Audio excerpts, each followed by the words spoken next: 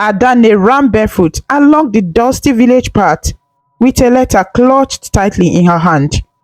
Her heart pounded, not from the running, but from excitement. The afternoon sun beat down on the red earth of Umuze village, but Adanne felt none of its heat. She had just come from the local post office, where a tin envelope addressed to her had arrived.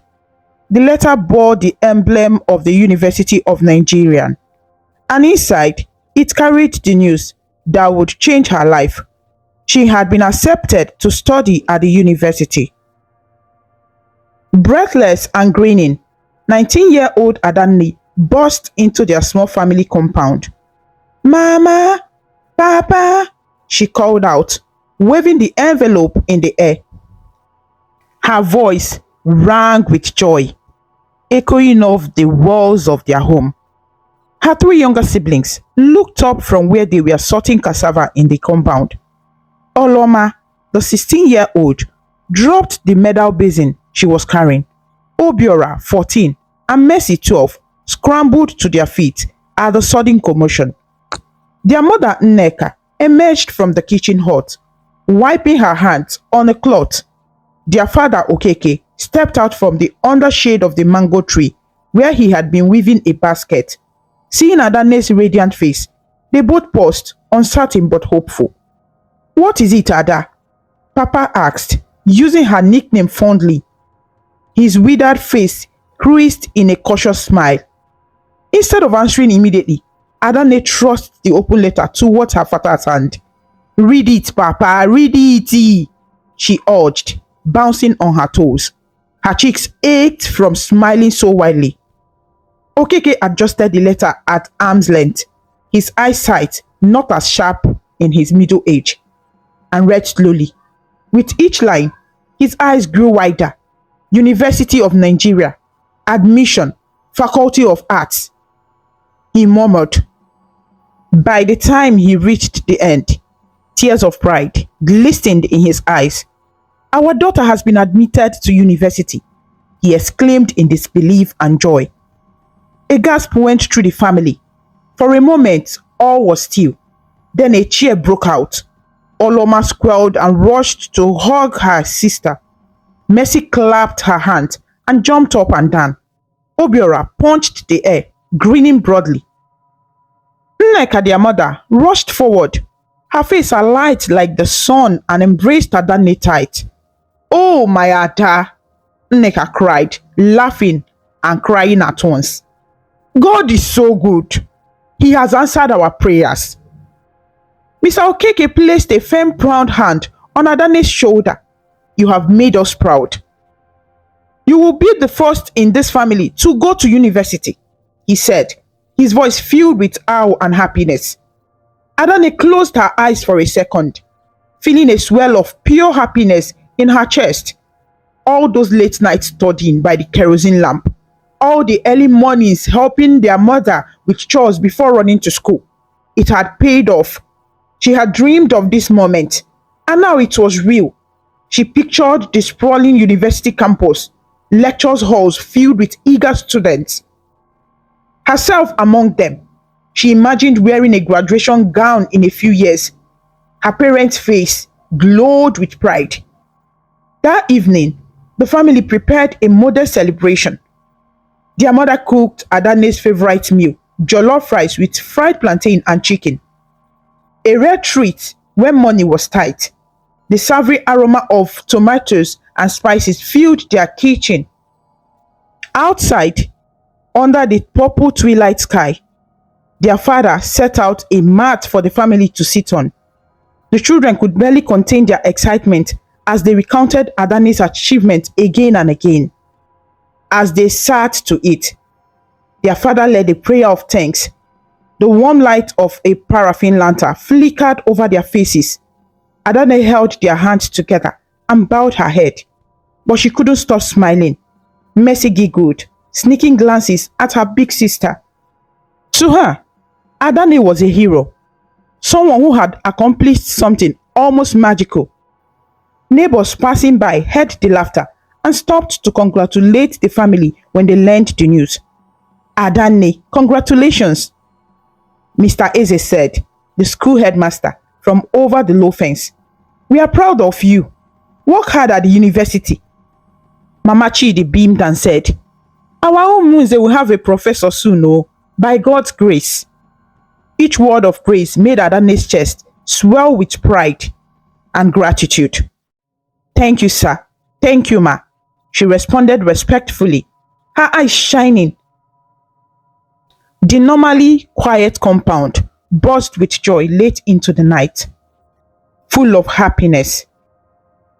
When the younger ones finally fell asleep, exhausted from excitement, Adanne remained awake. She sat outside on the wooden bench under the mango tree, looking at the stars that glittered in the clear sky.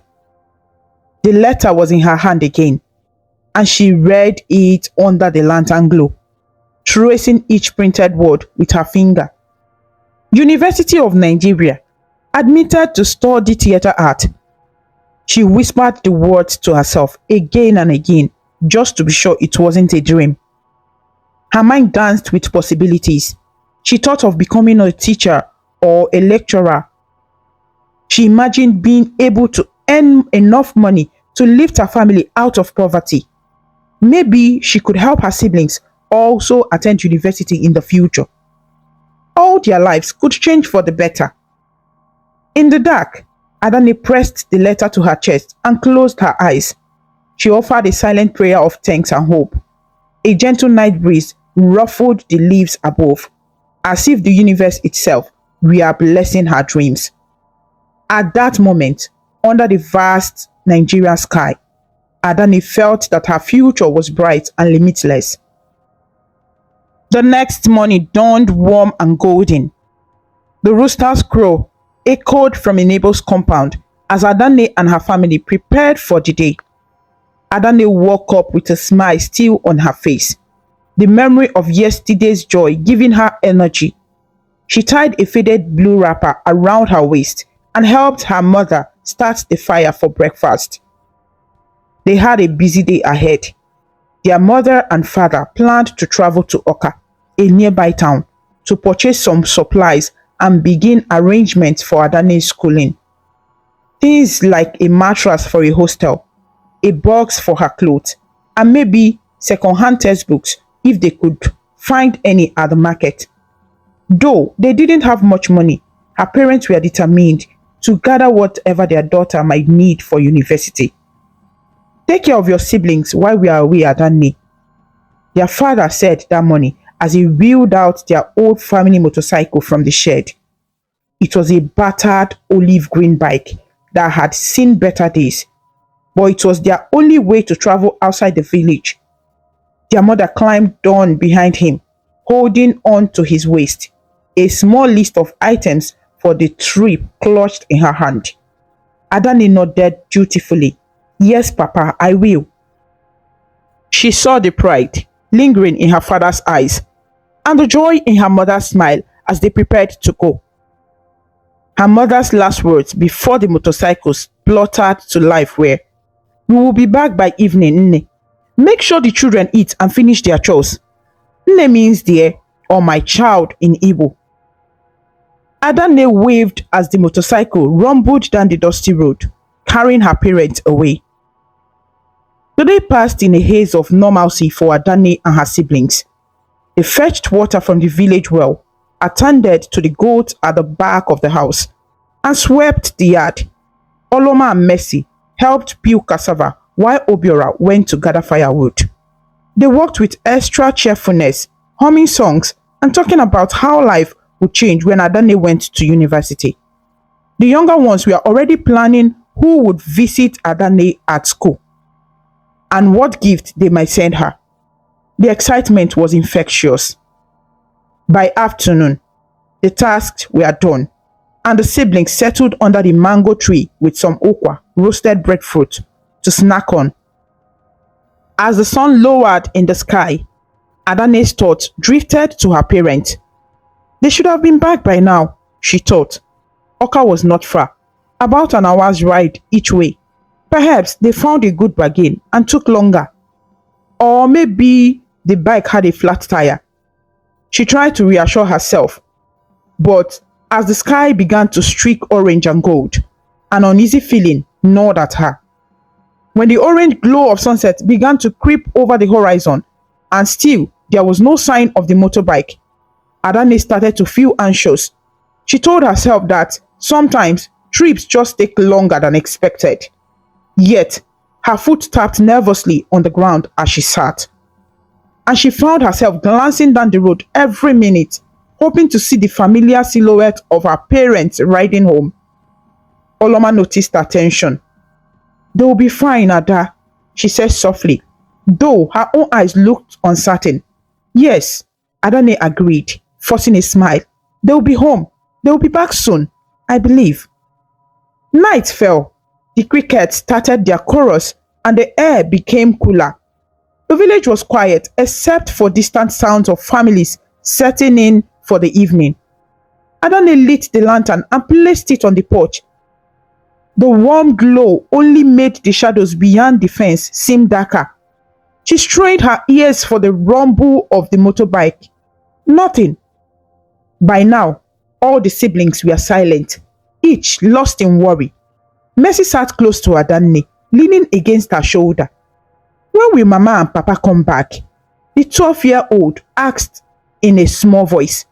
"Soon, I'm sure," Adanne answered, trying to keep her voice steady. She put an arm around her little sister. Maybe they decided to stay a night in Oka and come back early tomorrow if it got too late to travel," she offered, though she herself did not believe that. Their father would have sent a message through someone if that were the case. Just then, as she contemplated asking a neighbor to go check the road, a faint sound reached them. The puttering of a motor, but not the familiar rattle of their bike. This sounded slower, heavier. Adanne stood up, heart in her throat, as two beams of light appeared down the road. Within moments, a motorcycle taxi came into view, its headlamp cutting through the darkness. On the back of the Okada motorcycle taxi was a man from their village, Chike, who owned a small provision shop. He held something in his arms as the bike got closer. Adanne realized it was someone, not something. Chike was carrying a person behind the driver. The motorcycle taxi stopped in front of their gate, and Adanne's stomach clenched at the sight before her. Chike climbed down, and in his arms was the limp form of her mother. Their mother's head lolled to the side, her wrapper stained with dust and something dark. Her eyes were closed. "Mama!" Adanne cried, rushing forward. Oloma let out a frightened scream, and Obiora gasped. Mercy began to sob, not fully understanding but terrified because their mother looked hot. Chike's face was grave and wet with tears. He gently laid Nneka down on the ground inside the compound. "There was an accident," he began, his voice choked. Adanne knelt beside her mother in shock. She pressed her fingers to the side of her mother's neck as if checking for a pulse. Faint, so faint, but their mother was alive, but barely. "We need to get her to the hospital now," Adanne cried desperately, her mind racing. Oka had a clinic. Maybe someone could take them in a car. And what about Papa? Where was Papa? Before she could ask, Chike spoke again, hoarsely. "Your father." He swallowed hard, unable to meet her gaze. "Mr. Okeke, he didn't make it. I am so sorry. The accident, a lorry hit the bike. He died on the spot." The word hit Adanne like a physical blow. She rocked backward, feeling as if the ground had opened beneath her. "Oh no! No! No!" she whispered, shaking her head as if to ward off the terrible reality.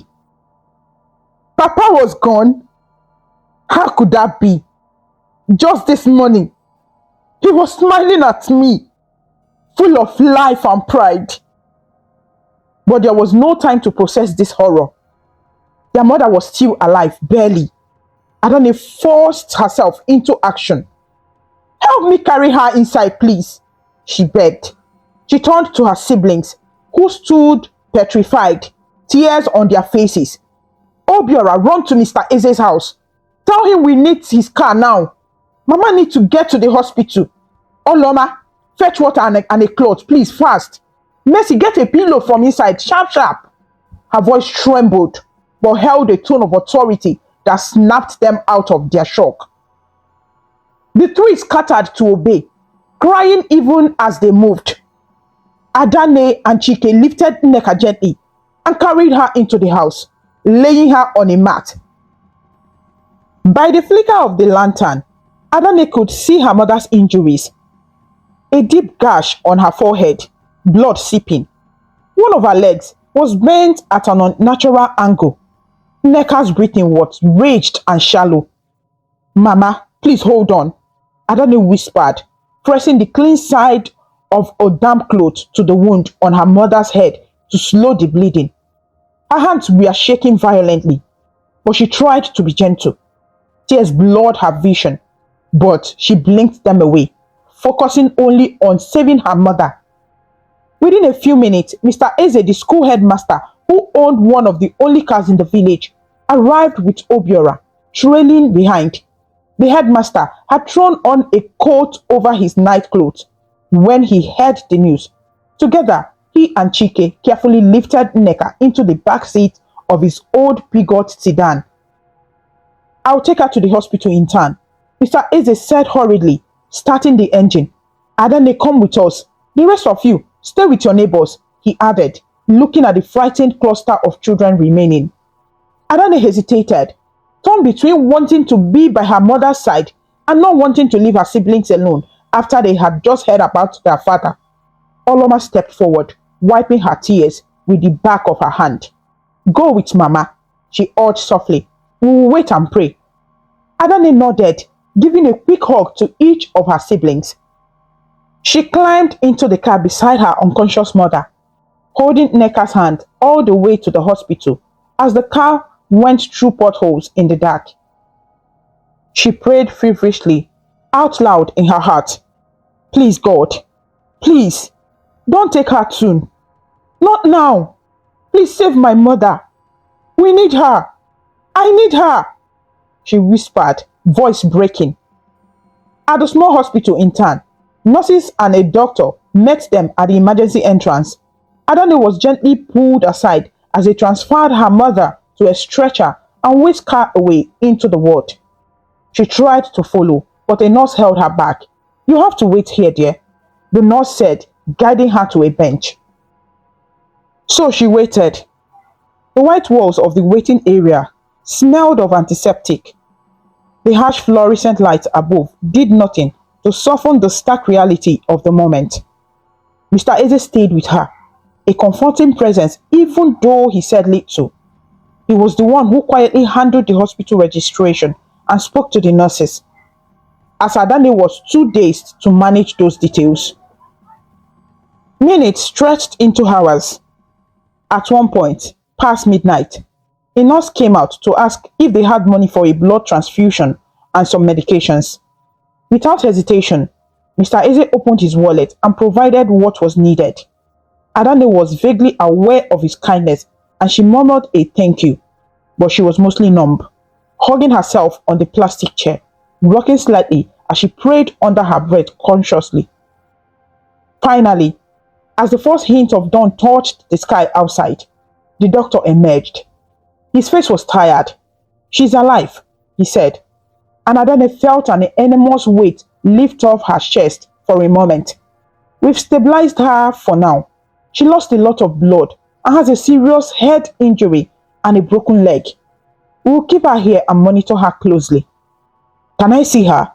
Adanne's voice was small and hoarse. "Briefly, yes," the doctor nodded. Inside the dimly lit ward, Nneka lay on a narrow bed, bandages around her head and an IV drip connected to her arm. Her face looked pale, but she was alive. Adanne knelt by her mother's side and gently touched her hand. Mama, I'm here, she whispered. There was no response from the sleeping form, but the steady rise and fall of her chest was enough for now. In that moment, seeing her strong, loving mother so frail and hot, a new fear gripped Adanne. Papa was gone forever. The pain of that fact was almost too much to bear. Yet, here was her mother, hanging on by a thread. They were perched on the edge of an uncertain future. Back at the village later that morning, news of the tragedy had already spread. As the sun rose, villagers came to the family compound to offer condolences and help. Neighbors took the younger children into their home temporarily while the adults arranged a funeral for Okeke and worried over Nneka's condition. 3 days later, the worst happened. Despite the doctor's efforts, Nneka passed away in the hospital from her injuries. She never regained consciousness to speak even a word to her children after the accident.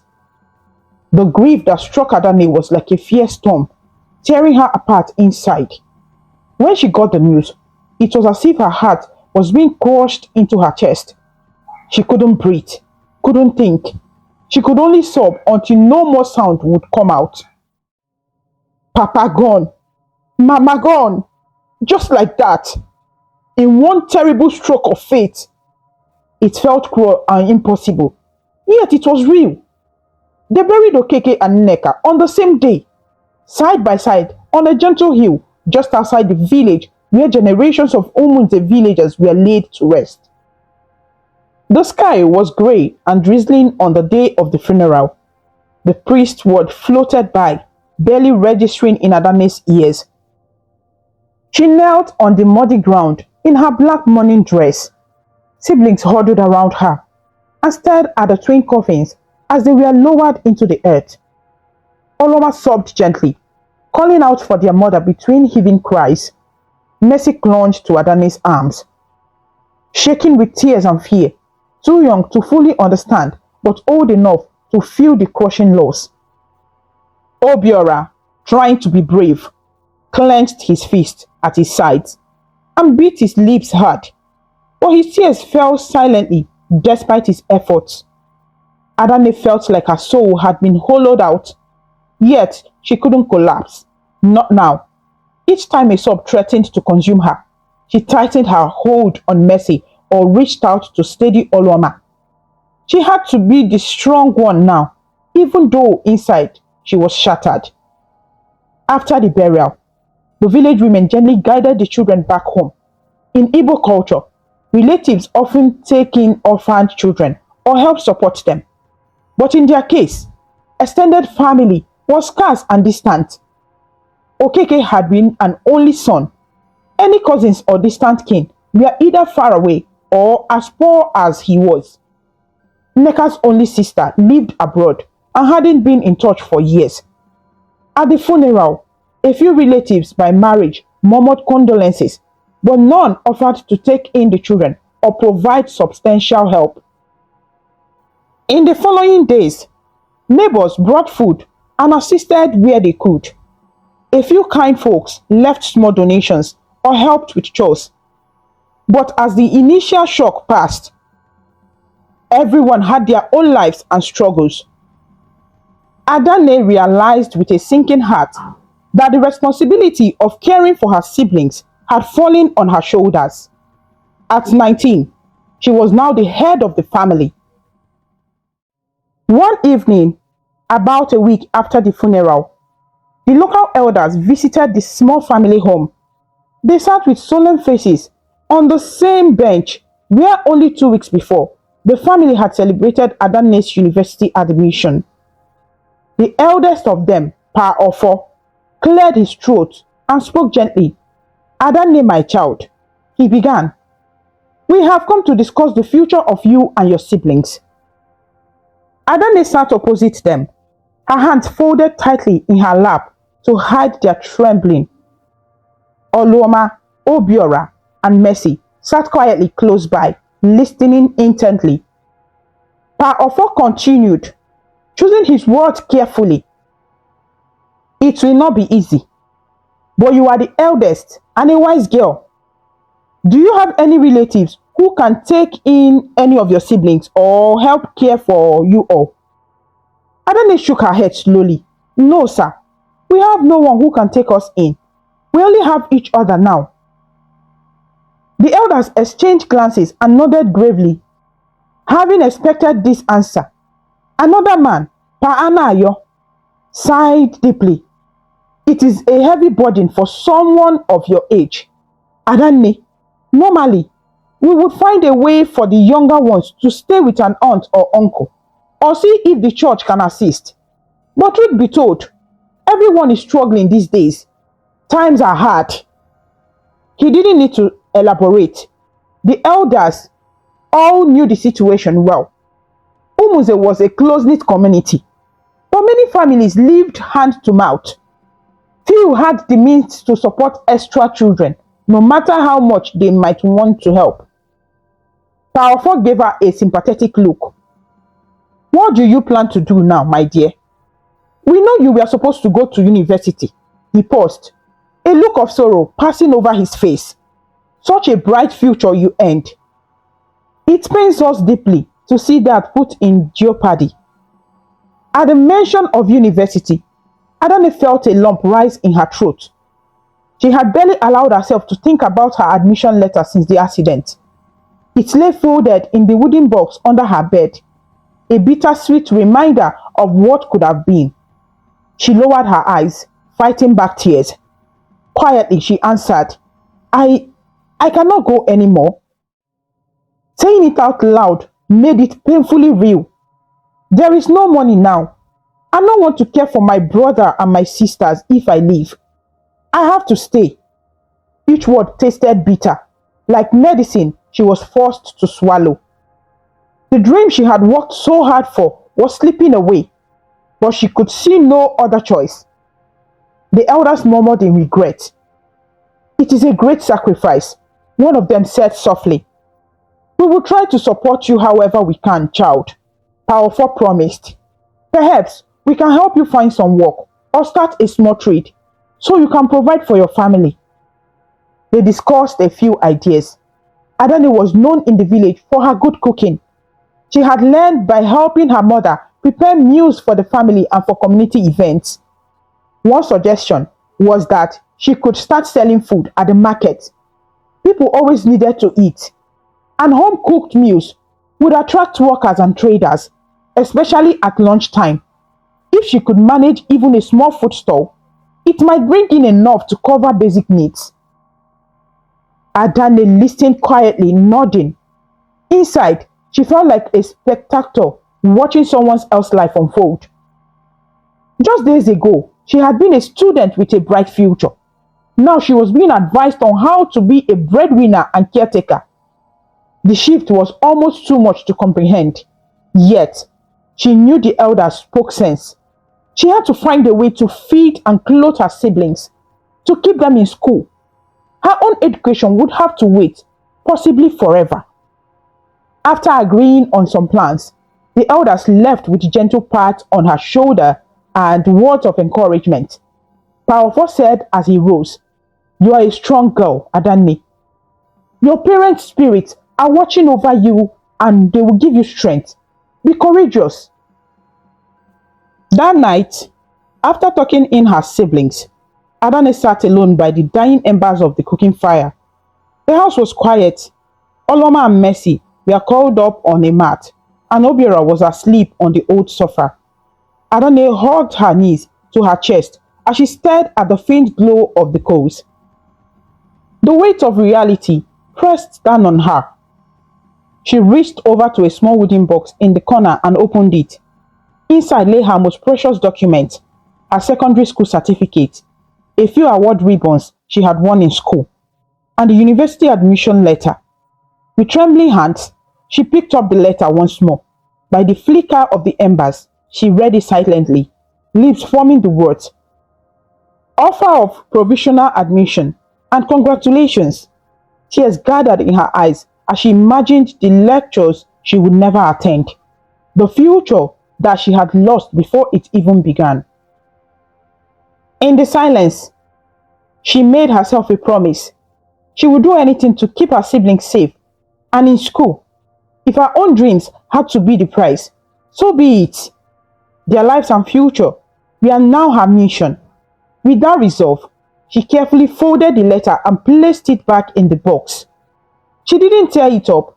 A small part of her refused to extinguish that hope completely, but she buried it beneath the other papers.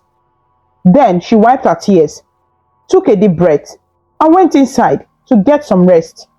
Tomorrow, a new life of responsibilities would begin. True to her word, the village cooperative of women helped Adanne get on her feet. They put together some funds and gathered supplies to help her start a small food business. One woman lent her a large cooking pot, another gave her a sack of gari, dried cassava, and a bunch of plantains. Mama Chidi, the neighbor who had congratulated her just days ago, offered an unused wooden table and a few benches from her backyard that could serve as a makeshift stall at the village market square. The generosity of the community made Adanne's heart swell with gratitude. She was determined to repay their kindness by working hard and not giving up. Within 2 weeks after the funeral, Adanne's new routine began. Before the first light of dawn, she woke up. The roasters had not even started crowing when she lit the kerosene lamp to start her day.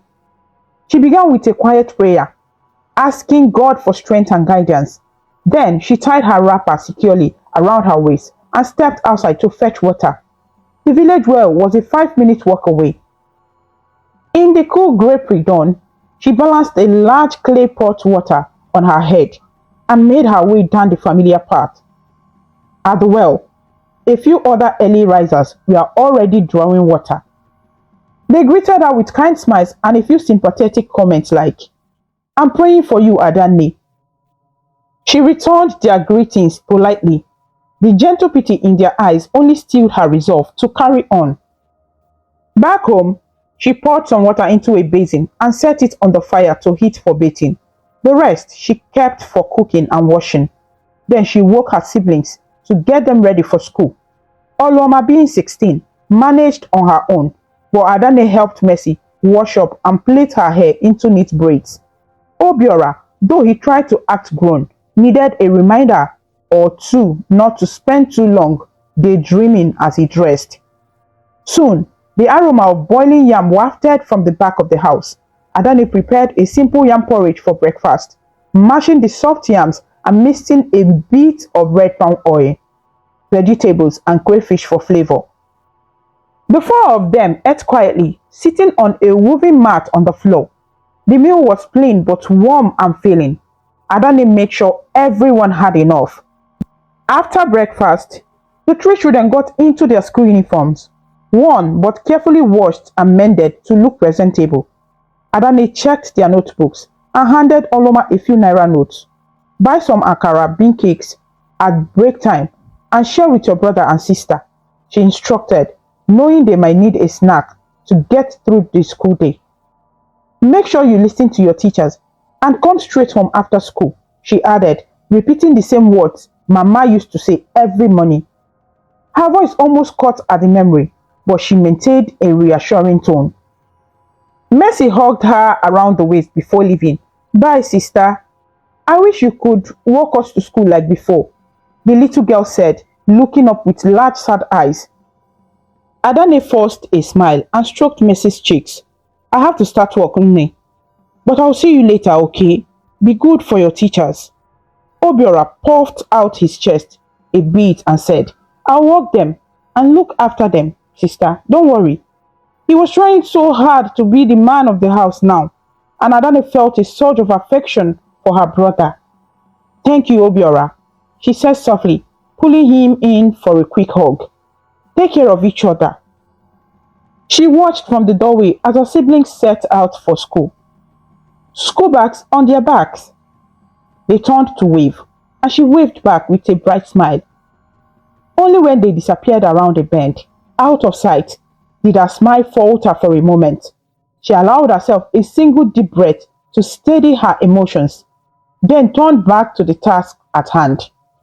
Adanne swept the compound, tidied the house, and then began preparing the food she would sell that day. The cooperative women had advised her to focus on popular, simple dishes that villagers and traders enjoyed. Things like eba, garri made into a dough with hot water, with egusi soup, pounded yam with bitter leaf, ofe onugbu, and maybe jollof rice or beans porridge on some days. She planned her menu based on whatever ingredients she could afford or had been donated. That morning, she decided to make egusi soup to go with eba and also pounded yam with a small pot of bitter leaf soup. She had some vegetables from the garden behind the house and a little dried fish to add flavor. Once the food was prepared, Adanne packed portions into large plastic bowls with lids. She carefully loaded these along with some plates, spoons, and a container of drinking water onto a wheelbarrow. A neighbor's teenage son, little Chidi, Mama Chidi's son, had offered to lend her the wheelbarrow each day for transporting her food to the market. By late morning, Adanne was ready to set out. The Umuze village market was about a 10-minute walk from her home.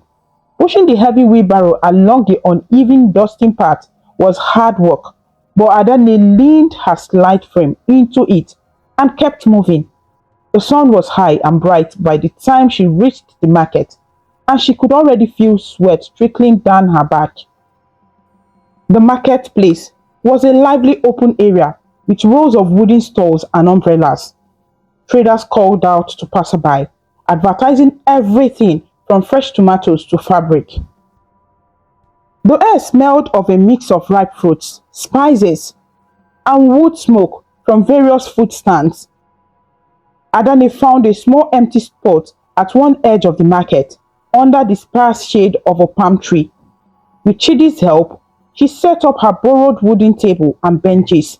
She arranged her food containers on the table and displayed a small handwritten sign, Adanne's Kitchen, along with the prices for each meal portion. Her first customer arrived before noon, a man who worked as a porter in the market, carrying traders' goods for a fee. He wiped his brow and peered into Adanne's pot, drawn by the inviting aroma. "What do you have today?" he asked. "Pounded yam and egusi soup." "Or eba and egusi, uncle," Adanne replied respectfully. "Give me pounded yam. It's been a long day," he said, digging in his pocket for a few notes. Adanne quickly scooped a good portion of the soft pounded yam into a bowl and ladled hot egusi soup over it. She made sure to add a piece of dried fish from the bottom of the pot for him. As she handed it over, the man gave her a kind smile. "Thank you. You're Okeke's daughter, right? May their souls rest in peace. You are doing well, my dear." "Thank you, sir," Adanne said softly. The mention of her father made her chest tighten, but she kept a polite smile. "I hope you enjoyed the meal."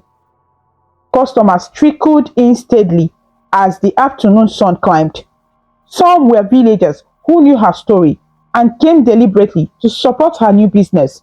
Others were strangers or travelers passing through, simply enticed by the delicious smell of her cooking. Adanne served each one with a warm greeting and a grateful heart. Every small earning counted now. Under the midday sun, the market grew busier. Women with baskets of produce called out their prices. The group of children ran by, laughing and chasing a rolling tire. Adanne stayed focused on her stall, but she kept an eye on her food, mindful not to run out too early. By the early afternoon, she had sold a good portion of the food. She had a few wraps of eba and some soup left, which she planned to reserve for her siblings' meal later. Suddenly, a loud crack of thunder sounded in the distance. Adanne looked up from wiping a bowl. The sky, which had been clear all morning, was now filled with dark clouds, gathering rapidly. A few fat raindrops splattered on the ground, turning the dust into tiny spots of mud. In minutes, a tropical downpour was upon the market. After about 15 minutes, the rain eased into a light drizzle and then stopped completely. The market re-emerged slowly from its rain-imposed pause. People shook off water from their clothes and reopened their stalls. The air was cooler now, and everything smelled of the wet soil. Adanne wrung the hem of her wrapper to squeeze out excess water. She checked her remaining food, a bit of egusi soup and one last bowl of eba, now lukewarm but still edible. She decided to pack up early for the day. Most customers had left when the rain started, and the afternoon rush was essentially over. As she was cleaning up, a young man from a plantain stall nearby came over. "Let me help you carry that," he offered, lifting the heavy pot of unused soup and placing it into the wheelbarrow for her. "Thank you," Adanne said with a tired but genuine smile. She had learned to accept help graciously, even though she was determined to do as much as possible on her own. With everything loaded, she began to push the wheelbarrow back home. The path was now muddy, the wheels sinking slightly and making it tougher to push. Her arms, already sore from the morning's labor, protested with each step, but Adanne's spirit lifted a little as she thought of seeing her siblings soon. On the way, she made a quick stop at a small roadside shop that had a phone. She needed to make an important call. Using some of her day's earnings, she paid the shop owner a small fee to use his phone. With slightly trembling fingers, she dialed the number for the University of Nigerian's admission office that was printed on her acceptance fee. When someone answered, Adanne took a deep breath and explained in a low, respectful voice that she would have to decline or defer her admission. She mentioned that due to a family tragedy, she could not enroll this year. The administrator on the other end expressed polite condolences and noted her name. They said she could reapply in the future or seek special consideration if her situation changed. Thanking them, Adanne hung up the phone. She stood there for a moment, the reality sinking in that she had just given up her university spot. For now, she told herself, it's not gone forever, it's just on hold. It was a comforting thought, even if she wasn't sure if or when she could ever pursue it. She reached home in the late afternoon. Her siblings were already back from school, earlier than usual because the rain had disrupted their classes, and many teachers ended the day early.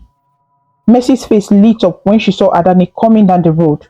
All three children ran out to meet her.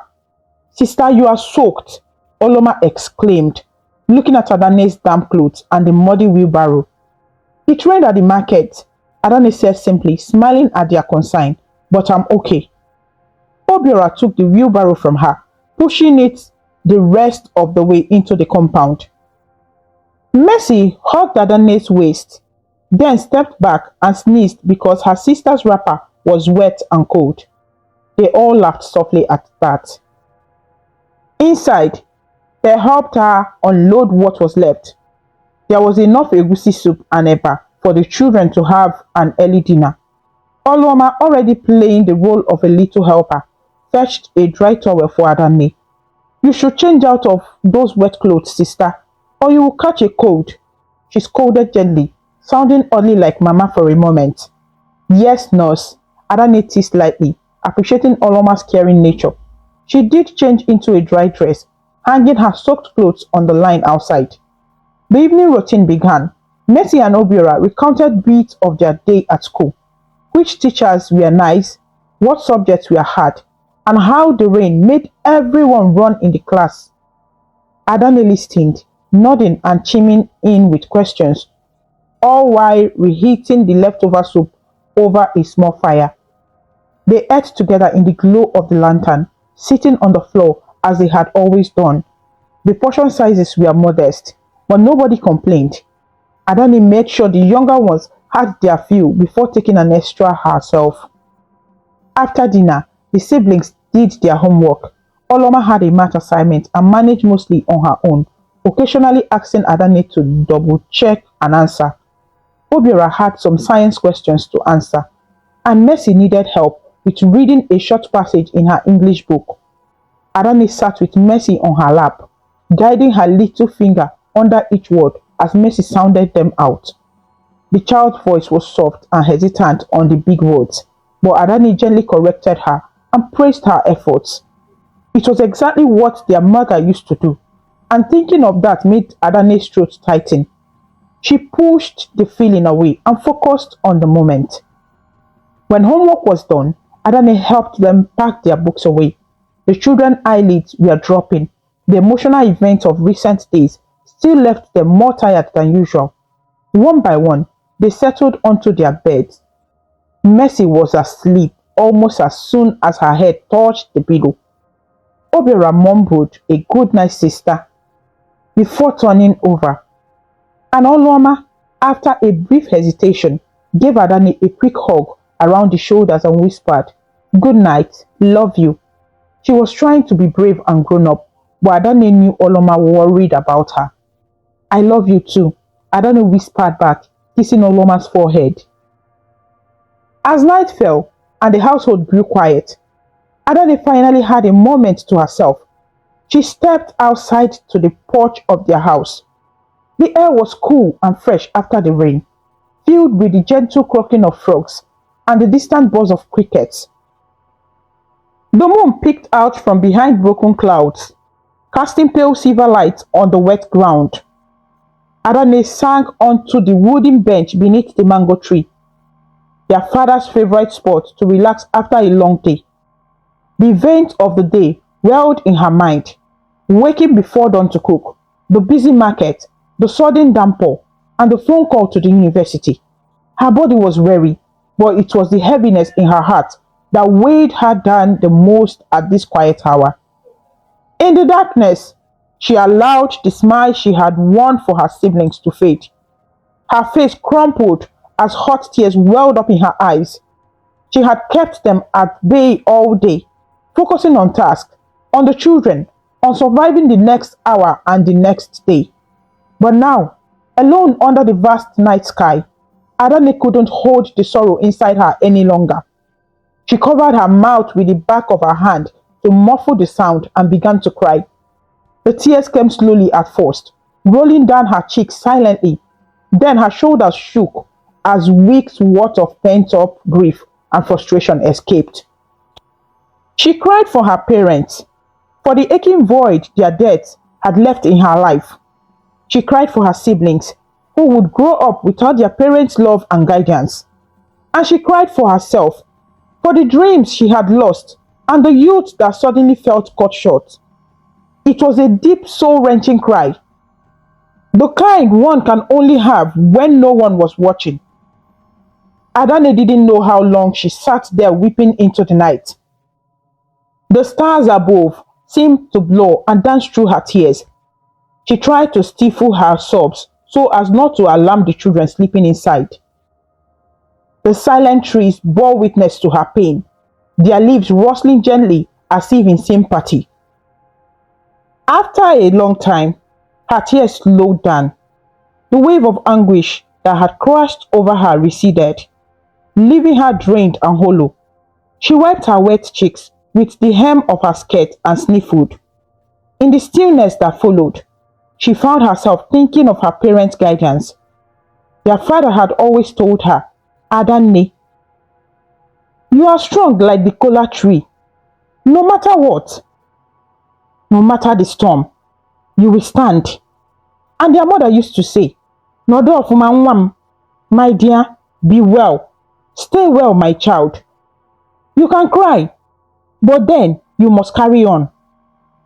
Taking those words to heart, Adanne drew in a long, shaky breath. She stood and walked over to the water pot by the corner of the house. In the moonlight, she could see her reflection in the water, the faint outline of a young woman who had aged years in a matter of weeks. She gently splashed some cool water on her face, washing away the tear stains. The cold water shocked her skin and steadied her resolve. Before going back inside, she tilted her head up to the sky. "Mama, Papa," she whispered into the night, "I hope you can see us. I hope you know I'm doing my best. Her voice trembled, and a single tear escaped at the thought that somewhere, somehow, her parents might be watching over them. A soft breeze picked up, ruffling the leaves of the mango tree and brushing against her damp face like a phantom touch.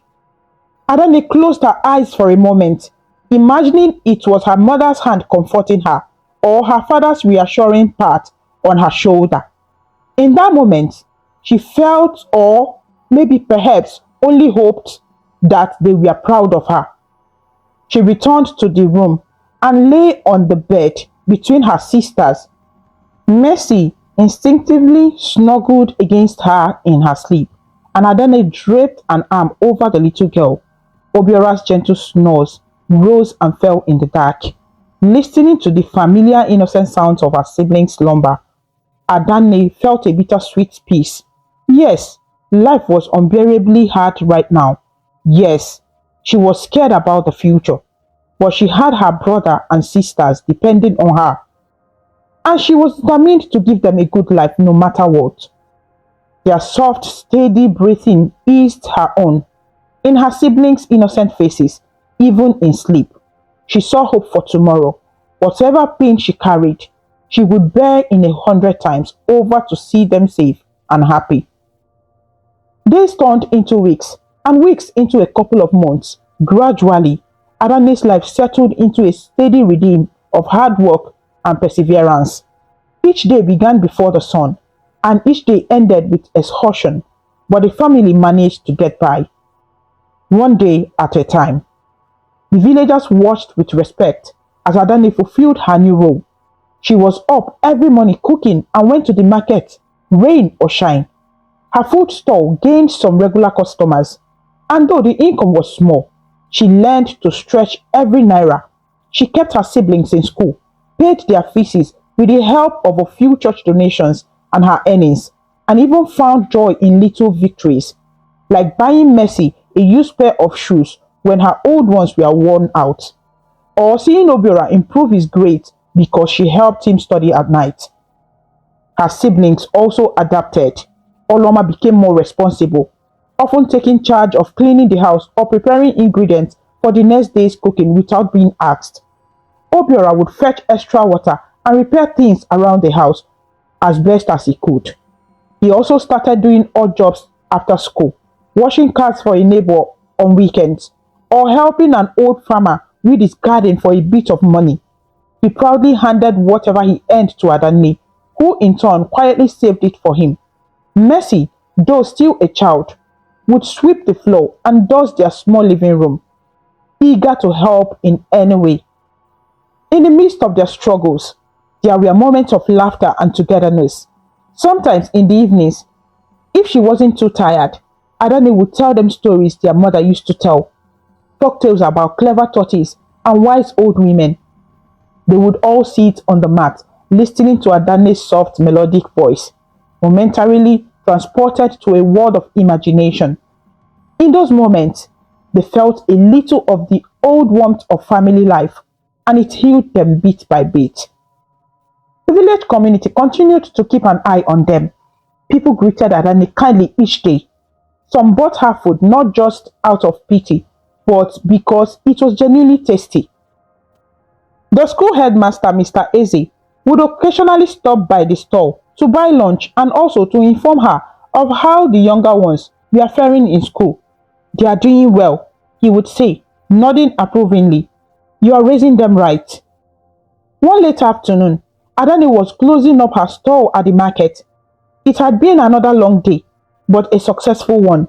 She had sold almost all of the food she brought.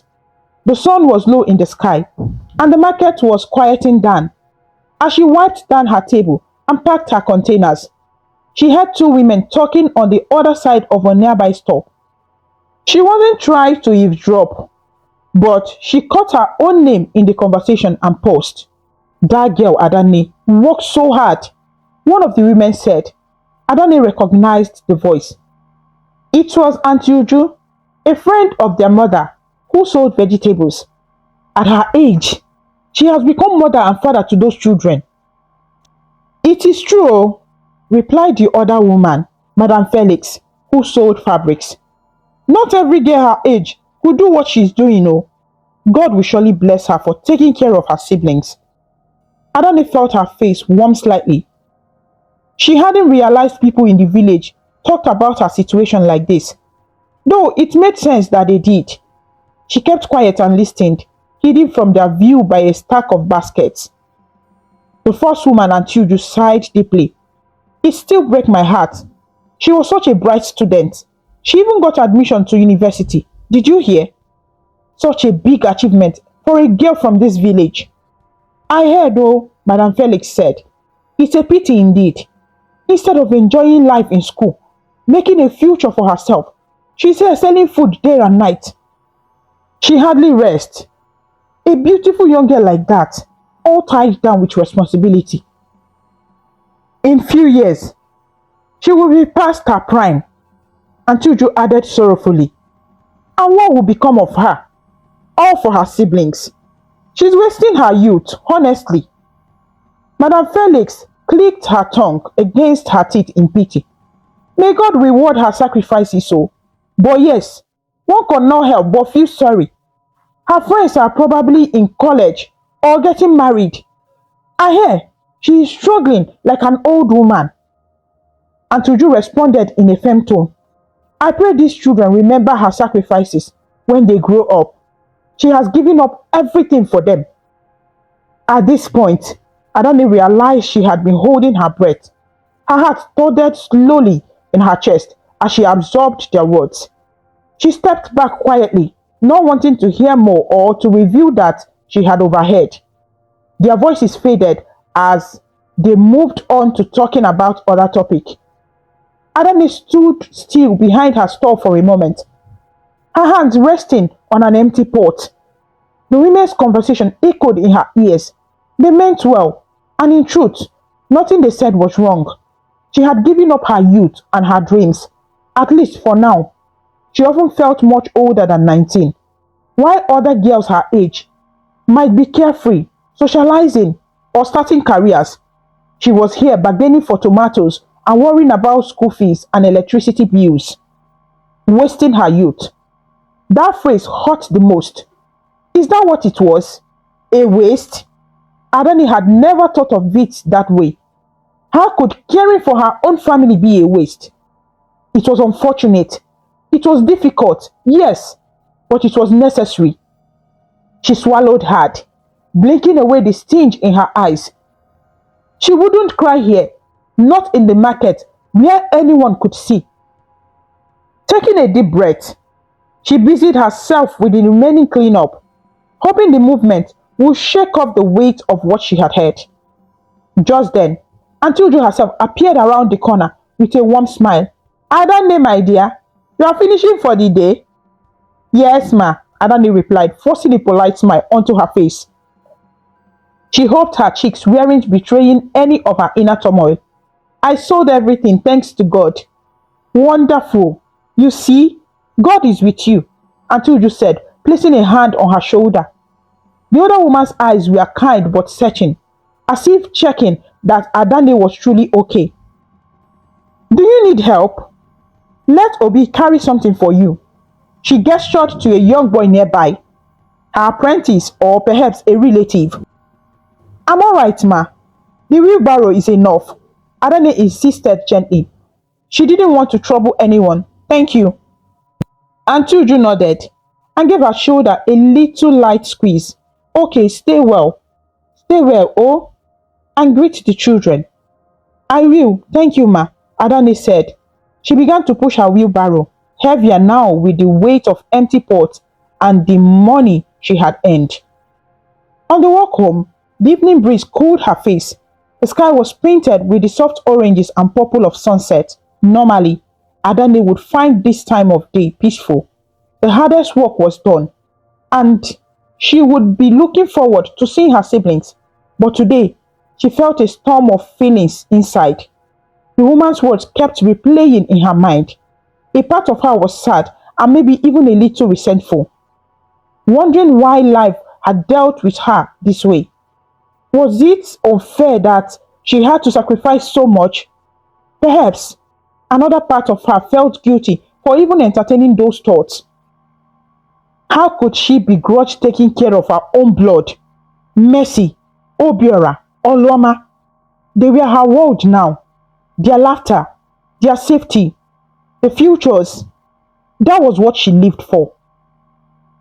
By the time she reached home, Adanne had walked through those emotions. She had come to the quiet conclusion that even if her youth was being spent this way, it was not wasted. It was invested. Invested in three young lives who had a chance because of her. Maybe she wouldn't get her degree when she hoped, or dance at festivals, or have much of a social life. Those could wait or might never happen. But if Oloma graduated secondary school with good grades, if Obiora grew into a fine young man, if Mercy kept smiling and stayed healthy, that would be her reward. She pushed open the creaky wooden gate of their home. The scent of wood smoke and something cooking greeted her. Oloma had started the evening meal with some yam and greens, as she often did when Adanne was still on her way back. The younger children ran out to meet her, as they always did, with eager chatter about their day. In that moment, Adanne felt a lightness return to her heart. Mercy grabbed her hand and pulled her towards the house, excited to show a drawing she made at school. Obiora hovered by the wheelbarrow, already taking out the empty pots to wash them. Oloma peeked out from the kitchen house, a smell of charcoal on her cheek, smiling in relief that her sister was home safe. They had each other. That was the thought that filled Adanne's mind. They had each other, and that was enough. That night, after dinner, the four siblings sat together on the mat and Adanne helped them with a bit of studying. The lantern light flickered across their faces, faces that looked up to her with love and trust. Mercy soon fell asleep, with her head in Adanne's lap. Obinna was nodding off as well, his textbook slipping from his hands. Adanne gently took it from him. "Time for bed, everyone," she whispered. As they lay down to sleep, Mercy coiled into her side and Oloma Obiora close by. Adanne reflected on the day. It had been long and tiring, like most days, but despite the challenges, there was a quiet contentment in her heart. The villagers could pity her or praise her. It didn't change the reality that this was her life now, and she chose to live it with love and purpose rather than regret. In the darkness, Adanne closed her eyes and allowed herself one last thought before sleep claimed her. Maybe my youth isn't like others, but it's not wasted. I'm doing what I must do for those I love. With that comforting truth, she drifted off, the soft breathing of her siblings surrounding her. In the quiet of that night, as the family huddled together, there was a sense of peace in the little house. They had each other, and that was enough to keep Adanne going, one day at a time, with hope still flickering that tomorrow might bring brighter possibilities for them all. Years passed quietly in the little village where Adanne lived with her younger siblings. The days turned into months, the months into years, and through it all, Adanne worked tirelessly. She had promised herself that no matter how hard life had become, she would see her brother and sisters succeed. And so, Adanne became the pillar of her family, carrying the weight of three futures on her shoulders. Adanne's two younger sisters, Oloma and Mercy, were growing into bright young women. They had just finished secondary school, an achievement that filled Adanne with pride and relief. She remembered every hurdle along the way, every school fees that needed paying, every textbook that had to be bought. Often, she had skipped meals or walked long distances to save the little money she earned.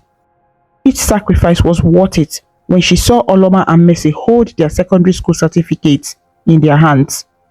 They had done it. They had finished secondary school successfully. As the girls celebrated, Adanne watched them with a gentle smile. She clapped for them during the small graduation ceremony at the local school hall. Her heart swelled with joy and hope. My sisters, my sisters will go further than I ever did, she thought. She had finished secondary school herself years ago, but she could not pursue her higher education because someone had to take care of the family. That someone was her. Now, however, Adanne was determined that Oloma and Mercy would have the chance to attend the university. Girls' dreams of their own. Oloma dreamed of becoming an accountant, and Mercy wanted to be a teacher. Adanne was ready to do whatever it took to make those dreams come true. Their secondary school days were over, and the next mountain to climb was the university. In the corner of the graduation hall, Adanne's younger brother, Obiora, was cheering for his sisters as well. Obiora was the baby of the house, though he was not so little anymore. He was in his final year of the secondary school.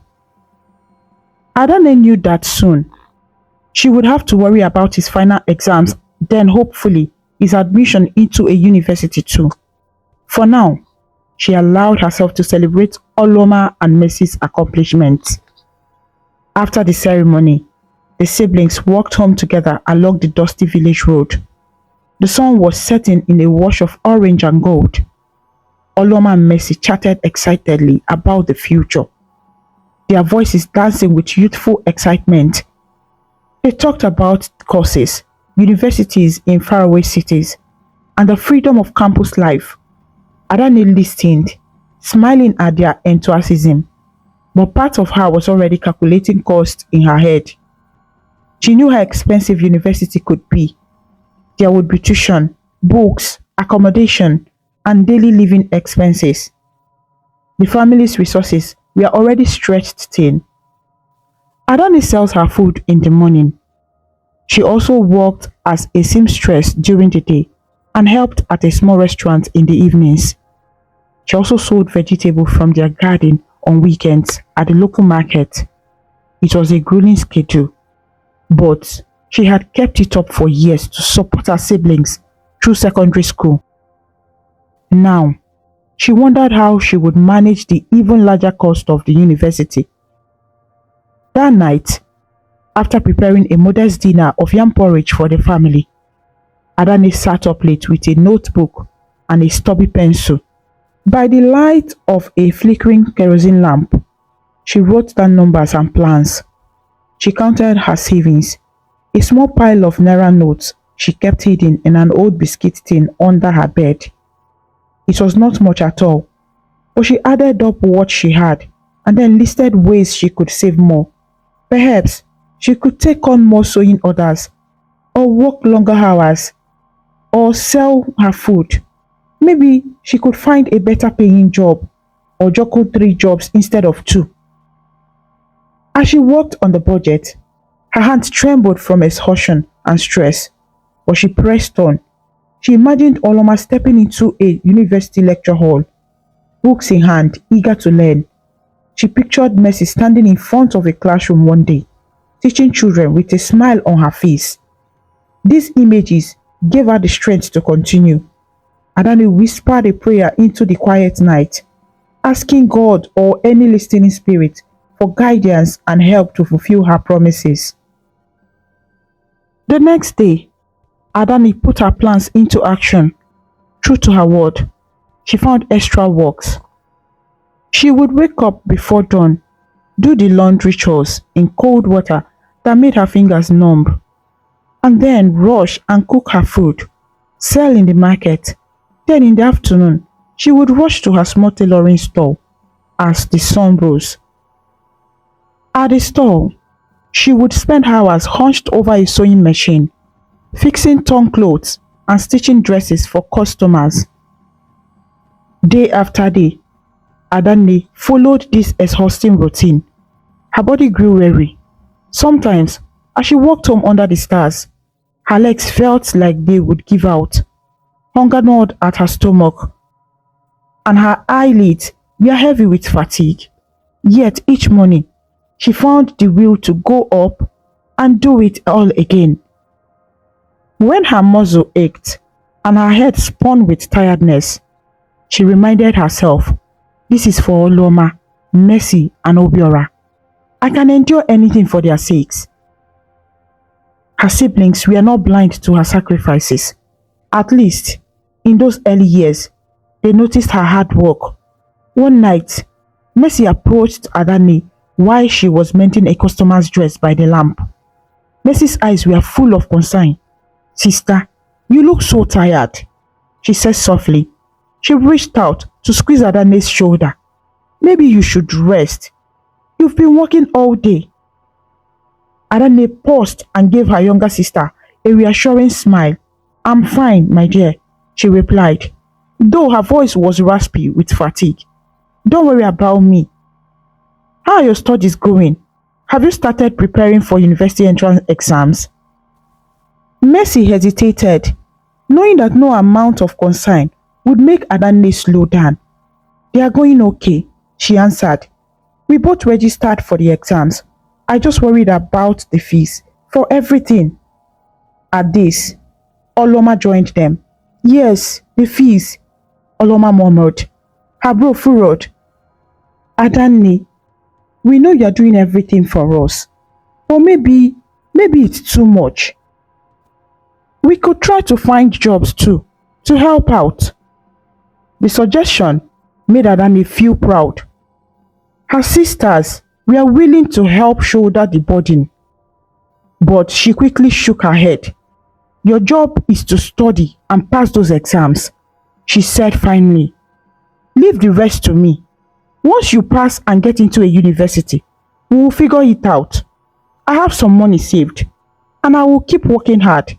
Just focus on doing well. That will be your way of helping me, okay?" Oloma and Mercy exchanged glances. Their young faces a mix of worry and admiration. They knew how stubborn Adanne could be when she made up her mind. So they nodded and agreed. Both sisters hugged Adanne tightly, and for a moment, Adanne's eyes moistened with tears. She hugged them back, feeling a surge of love.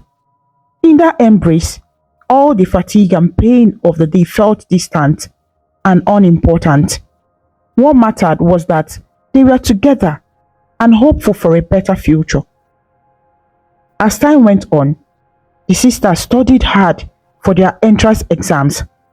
Adanne continued to scrape together every naira she could.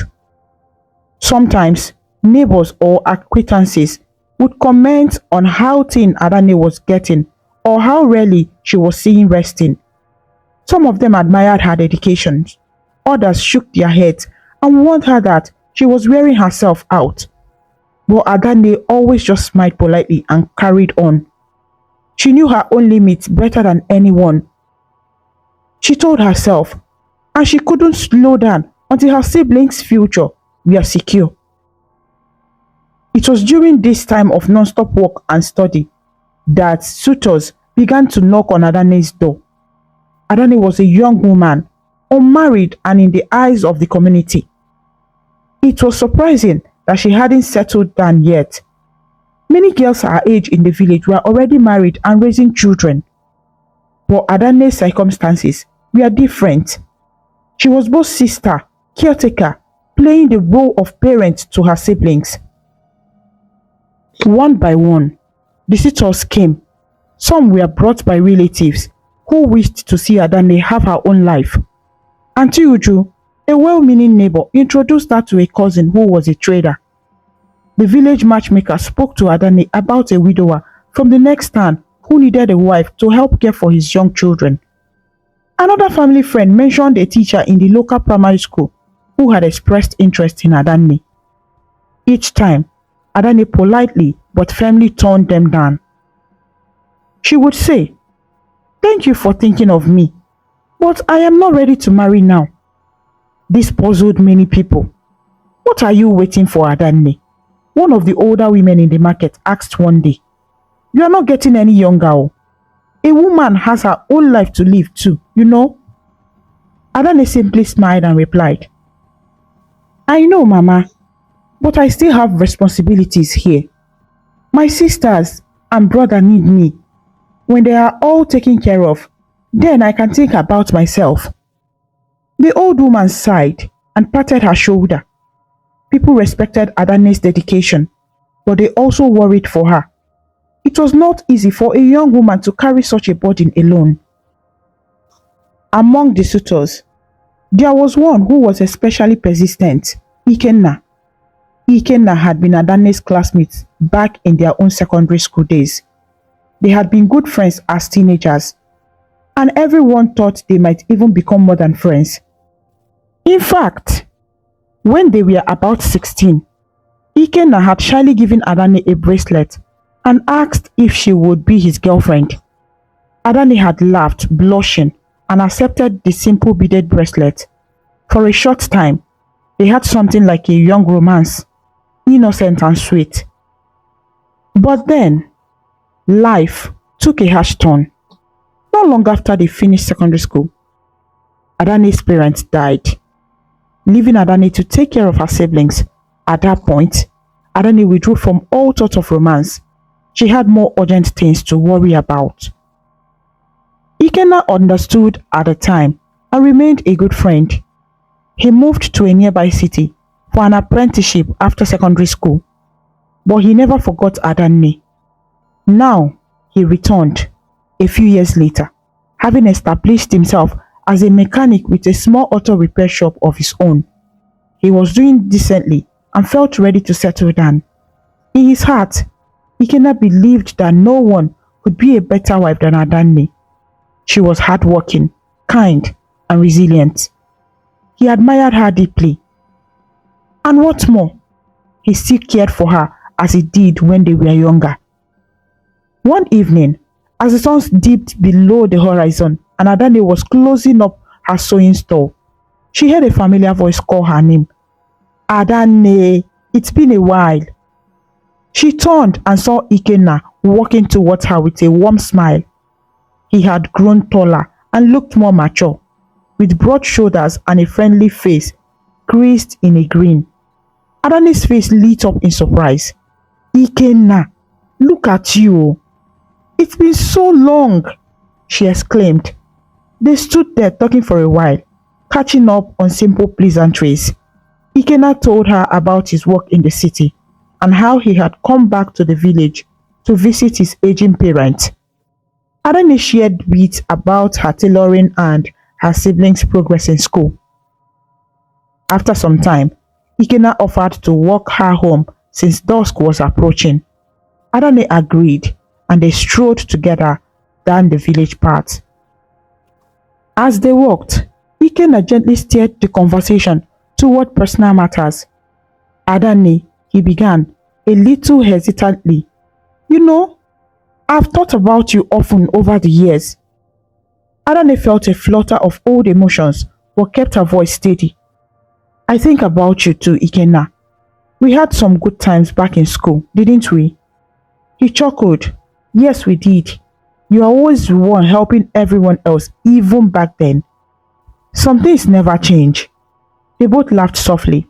Silence fell between them for a moment as they listened to crickets chirping in the bushes. Then Ikenna cleared his throat. "Adanne, I won't beat around the bush. I know you have a lot on your shoulders. Everyone in the village knows how hard you work for your sisters and brother. It's one of the many reasons I respect you. But I came to ask if you've ever thought about your own life, about maybe sharing your burden with someone." Adanne knew where this was leading. She bit her lips gently. "Ikenna," she started. But he continued earnestly. "I care about you, Adanne. I always have. I know back in school we were young, but my feelings haven't changed. If anything, they've grown as we've grown. I would be honored if you would consider me. Consider being with me. I promise I would help you with everything. You wouldn't have to carry all this alone anymore." His words were kind and sincere. Adanne could hear the slight tremble of vulnerability in Ikenna's voice as he opened his heart to her. She stopped working and looked at him under the pale light of the moon that was rising. For a moment, the possibility of having a partner, someone to lean on, someone who cared for her deeply, was tempting. She imagined what it would be like to not be alone in her struggles. Ikenna was a good man. He would make a loving husband. She was sure of it. But as quickly as the thought came, she pushed it away. How could she even think of embracing her own happiness now? Her sisters and brother were still depending on her, and she hadn't yet accomplished what she needed for them. Marriage, love, these could only be distractions. If she married Ikenna or anyone else, her attention and resources might be split. She feared that another family or children of her own would make it harder for her to focus on her siblings' education. No, she had promised herself she would dedicate these years solely to her siblings' future. Adanne gently reached out and took Ikenna's hand, then squeezed it and let go.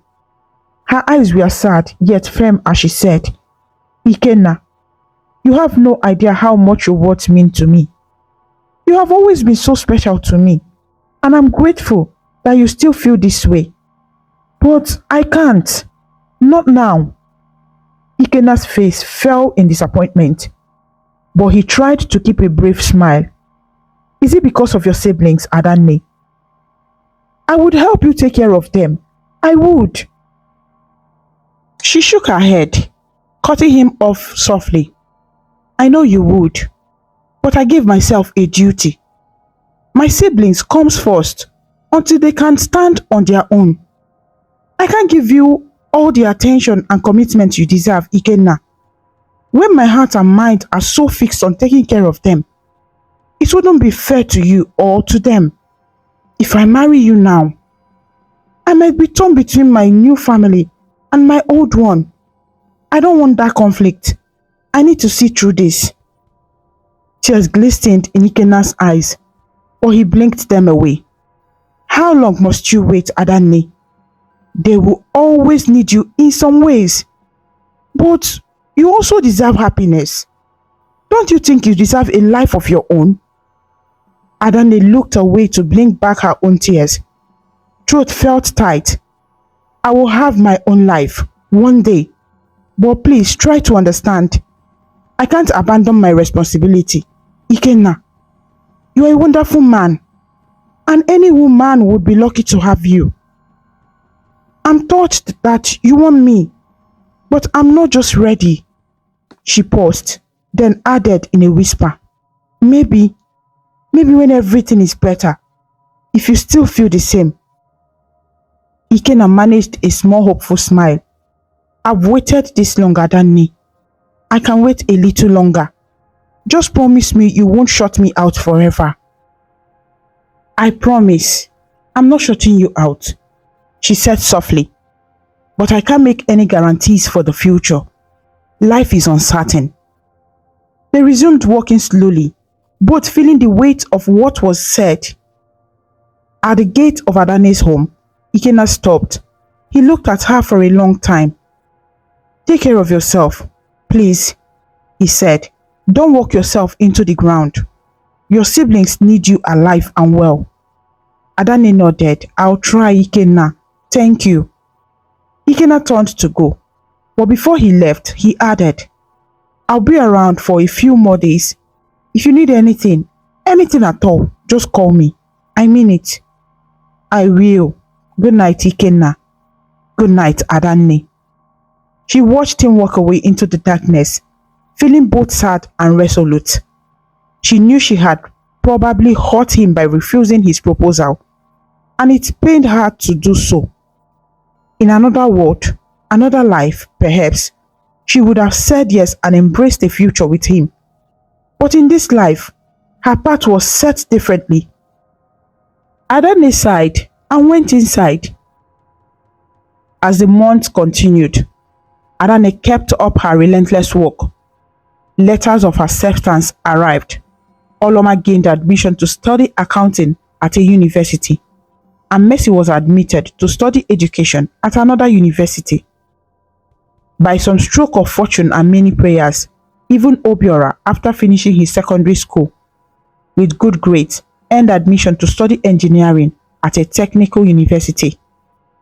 The joy in Adanne's heart was immense when each letter came. She hugged each sibling in turn as they read the acceptance letters aloud, their voices trembling with excitement. "We did it," Mercy laughed, dancing around with her letter. Oloma's eyes shone with tears of happiness, and she embraced Adanne tightly. "Thank you, sister. I couldn't have done this without you." Even quiet Obiora, who often tried to act though as the only boy, wiped a happy tear and said, "Thank you, Adanne. You are the best sister anyone could ask for." Those moments felt like victories for Adanne. Each success of her siblings made her feel that all her suffering was not in vain. However, she also realized the real challenge was just beginning. Now that they had admissions, the cost of actually going to the university loomed before them like a giant mountain. Adanne had saved some money, but it might only be enough to send maybe one of them through the first year comfortably. Sending all three seemed nearly impossible by normal means. But Adanne was not one to give up. If she needed to climb a mountain, she would do it step by step with determination.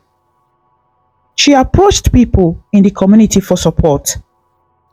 She spoke to a local church group and explained her family's situation. The church had known the family for years, and moved by her story, they offered a small donation to help with the first batch of tuition fees.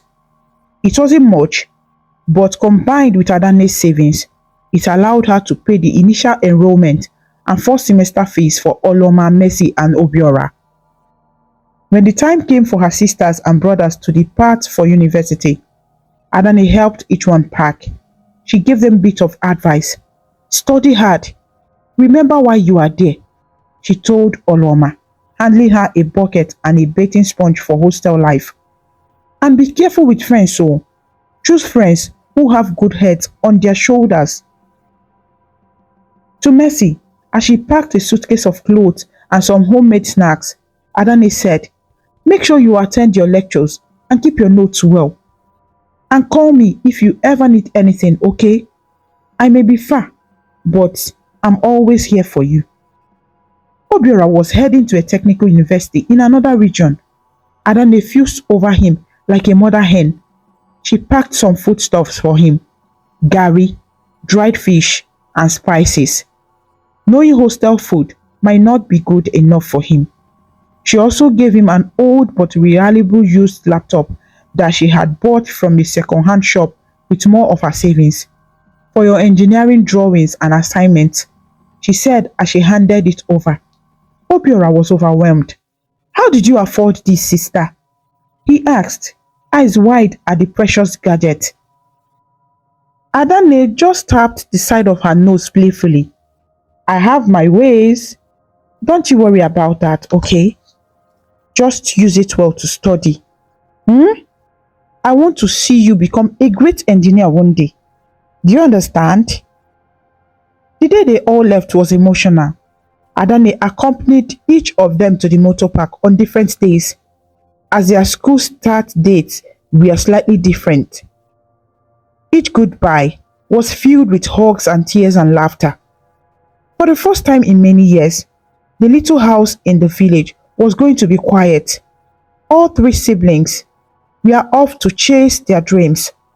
Adanne was left standing alone in the courtyard after the final departure, the sound of the bus carrying her last sibling away echoing in her ears. A neighbor, Mama Chinyere, who had seen off one of the siblings with her, turned to Adanne and said, "They will be back with big degrees and make you proud." Adanne smiled softly, wiping a tear. "I know. That is all I want." Mama Chinyere looked at her with gentle concern. "And what about you, Adanne? What will you do now that they are all gone. Will you take a little time for yourself? Adanne hadn't really thought about it. Her whole life had been structured around caring for her brother and sisters. Now that they were at the university, perhaps she could rest a little from the endless routine of labor.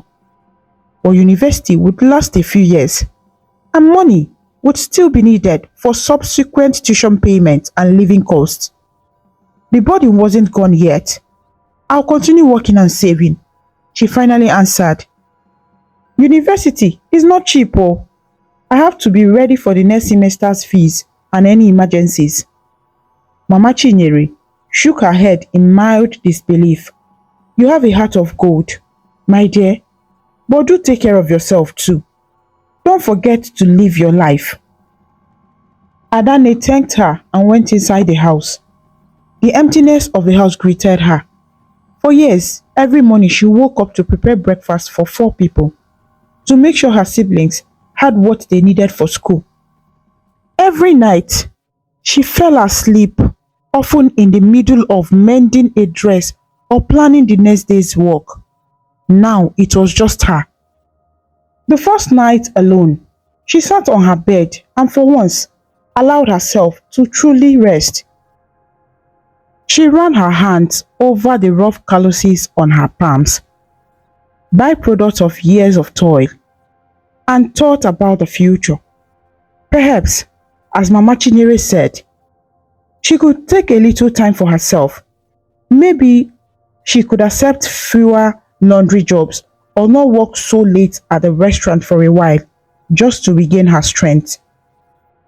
But that resolve lasted only a day or two. Soon, reality set in again. The second semester fees would be due in a few months. Books and materials needed to be bought. One evening, Oloma called her and mentioned the need for a certain expensive textbook and a calculator for her accounting program.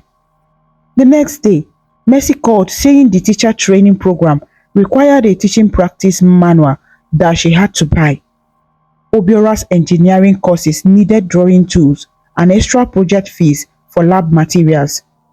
Each call, they tried not to ask, but they hinted at their needs, and Adanne insisted on hearing them out.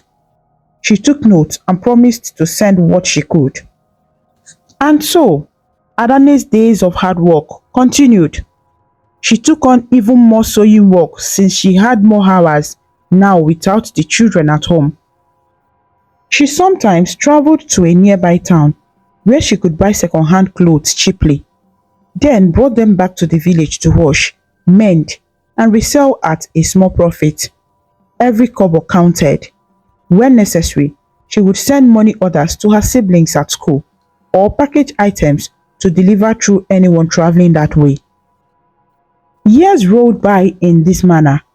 University is typically 4 years, but in Nigeria, sometimes strikes or delays could stretch it to longer. There were ups and downs for each of the siblings. Mercy fell ill during her second year and had to come home for a while to recover. Adanne cared for her and sent her back as soon as she was well, not wanting her to lose momentum. Oloma nearly dropped out when school fees went up unexpectedly in her 3rd year. Adanne panicked, ended up selling a piece of inherited land that was left by their father to cover the cost. That land had been something she had thought of keeping, perhaps for future use, but her siblings' education came first, so the land was sold without hesitation. Obiora at one point got into trouble with some classmates and was almost suspended, but Adanne traveled all the way to his school to speak to the dean and plead on his behalf. Her long overnight journey on cramped buses and the polite pleading she did in the dean's office worked. Obiora was given a second chance with just a warning. She stayed a few days near the campus after that, making sure he was alright and refocused on his studies. Before leaving, she firmly scolded the young man about making wise choices and reminded him how much was at stake. Through all these trials, Adanne remained a steadfast anchor for these three. She would send encouraging messages, sometimes scraping money together to buy recharge cards so they could talk on the phone when emails or letters wouldn't suffice. She celebrated their little victories from afar. When Mercy got a high score in a difficult exam, when Oloma was selected to lead a group project, when Obiora built a small device for his engineering club, her pride in them only grew. Finally, the long-awaited days arrived. One by one, the siblings graduated from the university. First, it was Oloma, who finished her degree in accounting. Adanne traveled to attend the graduation ceremony. She had to borrow a nicer dress for the occasion and even borrowed a little money for the transport fare from a sympathetic neighbor, promising to pay back later. But there was nothing that could stop her from seeing her sister graduate. She sat in the large auditorium, feeling a bit out of place among the well-dressed families and proud parents. But when she saw Oloma march in wearing her graduation gown and cap, tears of joy rolled down Adanne's cheeks. She clapped and cheered loudly with excitement when Oloma's name was called to receive her certificate. After the ceremony, they found each other in the crowd and embraced tightly. A photographer roaming around convinced them to take a picture. Oloma stood with her certificate in hand, and Adanne stood beside her, smiling brightly despite her simple dress and tired eyes. It was one of the happiest days of Adanne's life. Next was Mercy's turn. Though Mercy's university was in a different city, Adanne again found a way to attend.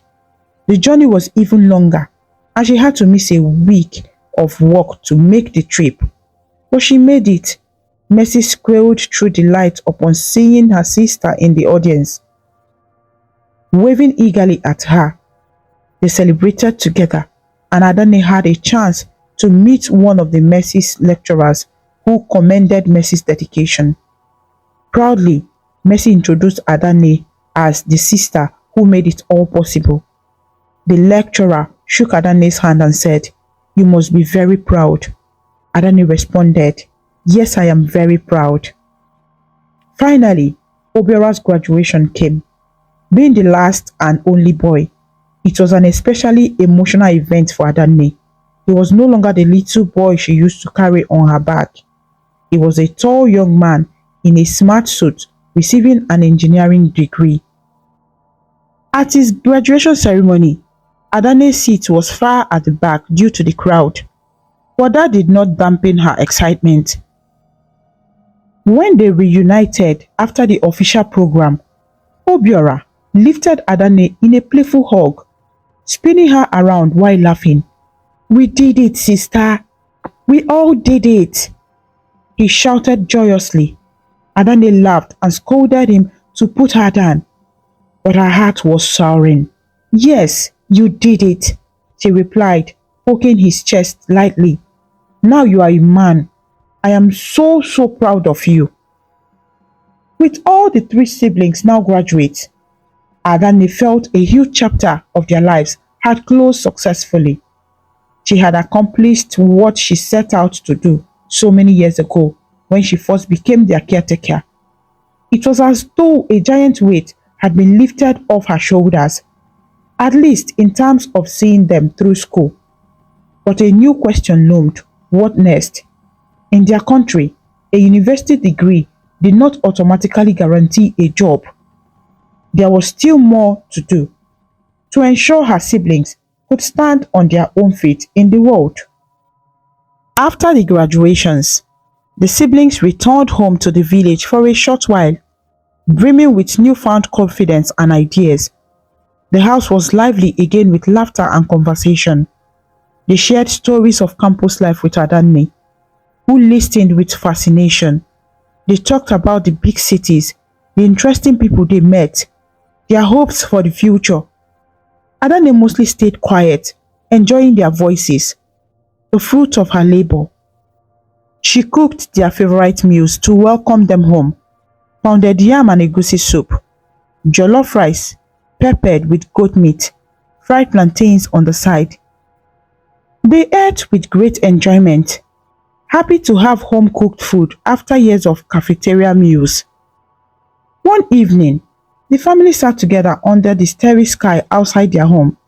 It was perhaps the last night they would all be together in the village for a while. As plans were taking shape for the next steps, Adanne cleared her throat and spoke to them seriously, though her tone remained gentle. "All of you have worked hard and made me very proud," she began. "Now, I want to discuss what we should do going forward." Oloma, ever the practical one, said, "We need to find jobs. We can't depend on you forever, sister. You've done more than enough." Mercy nodded. "I agree. I want to start teaching as soon as possible, even if it's just tutoring or volunteering while looking for a permanent position." Obiora added thoughtfully, "I've been thinking I might not find an engineering job immediately, especially not here in the village. Perhaps I can use my skills to start something on my own." Adanne was pleased to hear they were eager to stand on their own. "I have some plans too," she said. "I've been saving a little money. As you know, it's not much, but I want to use it to help each of you to start off." They looked at her curiously. Adanne continued, "Oloma and Mercy, I think you both will leave better luck finding jobs in a big city like Lagos." At the mention of Lagos, the sisters exchanged excited looks. They had heard so much about the opportunities in Lagos, the commercial capital, though they had never been there yet. "I can use some money to pay rent for an apartment in Lagos for you too, for a little while," Adanne explained. "Just a small place for both of you to stay together while you look for work. Lagos is expensive, so it might not be a very big or fancy place, but at least you will have somewhere to sleep and keep your things safe while you search for jobs." "Oh, sister, that would be amazing," Mercy said, eyes lighting up. "We were worried about how we would manage in Lagos initially." "Yes," Oloma agreed. "Thank you, Adanne. We can share a place and split costs once we start earning." Adanne held up a hand to gently interrupt their discussion. "Just remember, it might take time to get jobs. Don't be discouraged. And while you are there, be careful. The city can be dangerous, and not everyone is kind. Always stick together and watch out for each other." The sisters nodded eagerly. They were overjoyed at the thought of moving to Lagos and starting their careers. Obiora piped up, "What about me, sister? Should I also go to Lagos?" Adanne turned to her brother with a smile. "Obiora, you mentioned starting something on your own. I was thinking along the same line for you. You know our village and the nearby towns don't have a proper electronic shop. People always have to travel to buy or repair things like radios, phone chargers, or other gadgets. With your engineering knowledge, you could start a small electronics repair and sales shop right here. It might not be that big engineering job you dreamed of, but it is a start. And you would be providing a useful service to our community. I can help you rent a little shop space by the main road and stock it with some electronics parts and products. What do you think?" Obiora's face brightened at the idea. "Yes! I have thought of something like that. Maybe I can even save up for that and later expand or pursue further training. I like the idea, sister. That way, I can also stay here and keep you company, at least for now." At this, Adanne realized something. If the two sisters went to Lagos and Obiora started a shop, she might at least have a bit of her own life back in the village, or perhaps consider her own future. But she pushed those thoughts aside for the moment and focused on the plan. Over the next couple of weeks, Adanne set these plans in motion. She traveled with Oloma and Mercy to Lagos. The journey from their village to the bustling metropolis was long and tiring. The sisters were excited but also a little nervous. Lagos was like another world compared to their quiet village. As they approached the city by bus, tall buildings and dense neighborhoods came into view. The streets were filled with cars, buses and people rushing about. The sisters peered out of the bus windows with wide eyes. Adanne, who had been to Lagos only a few times herself, mostly to buy some goods or accompany someone on a trip, kept a protective watch over them. She had arranged through a friend's contact a small self-contained apartment unit on the outskirts of the city where rent was a bit cheaper. When they arrived, the landlord's agent met them to hand over the key. The apartment was indeed small, just a single room, with a small kitchen and a bathroom. It wasn't much, but it was clean enough and safe enough. It was in a compound with a gate, guided by a gateman. The area was crowded and noisy, but that was typical of Lagos. Adanne paid the advance rent, which took a significant portion of her savings, and got receipts. The sisters were extremely grateful. "We will pay you back once we start working," Oloma insisted as they unpacked the few belongings they brought. Mercy nodded in agreement. "Yes, sister, this is a loan. We can't ever truly repay all you've done, but at least the money we will return." "Nonsense," Adanne waved off their promises lightly. "This isn't a loan. It's my gift to you for all your achievements. Just promise me you will do your best to find good jobs and that you will take care of each other here." "We promise," both girls said in unison and hugged their sister tightly. Adanne spent a couple of days in Lagos with them. To help them settle, she accompanied them as they navigated the city to submit their CVs at a few companies and schools. She taught them how to find their way on the public transport, the famous Danfo buses of Lagos, and the routes they would need to know. It was an overwhelming city, but having Adanne there initially gave them confidence. Before she left, Adanne stocked their little kitchen with some foodstuffs she had brought from the village. A sack of garri, some yams, a container of palm oil, dried fish, crayfish, and egusi. These were cheaper back home, and she knew they would appreciate having familiar food in the big city. She also left them a small emergency fund, some cash hidden in a box in case they needed it urgently. When it was time for her to go back to the village, there were tearful goodbyes again, but these tears were mixed with excitement for the new life ahead. "I'll come visit you whenever I can," Adanne promised as she stood outside the compound, about to board a bus to the motor park. She cupped their faces in her hands affectionately. Oloma and Mercy promised to call often and keep her updated. "Thank you, sister," Oloma said softly, her eyes watery. "Thank you for everything," Mercy added, holding onto Adanne's hand until the last possible moment. Finally, Adanne climbed onto the bus, and as it drove off, she craned her neck to look at her sisters waving at her from the street until they were out of sight. A part of her felt lonely to be going back without them, but another part felt content and hopeful. She had put them on the path to independence. Back in the village, Adanne immediately turned her attention to Obiorah's new venture. She spoke to the village head, who had some influence over local properties, and found a small shop space that was available to rent near the main market. It was basically a little wooden store with a tin roof, but it had enough room to serve as a repair workshop and store. Using her remaining savings, she paid the rent for 6 months upfront and helped Obiorah purchase initial inventories: wires, plugs, phone chargers, replacement bulbs, radio parts, and some small electronic devices like cheap mobile phones and batteries to sell. Together, they painted the store a bright blue to attract attention.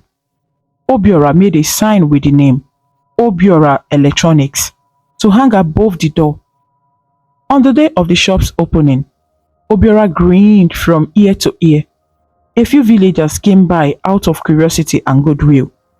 The pastor even came to pray over the shop and wish them success. Adanne brought some homemade snacks to give to anyone who stopped by that day. It was a modest beginning, but both siblings were optimistic that the shop would gain customers since people no longer had to travel far for basic electronics needs. With her siblings now launched into the world, the sisters in Lagos and her brother starting a business at home, one would think Adanne might finally relax. In some ways, she did feel a sense of accomplishment and relief.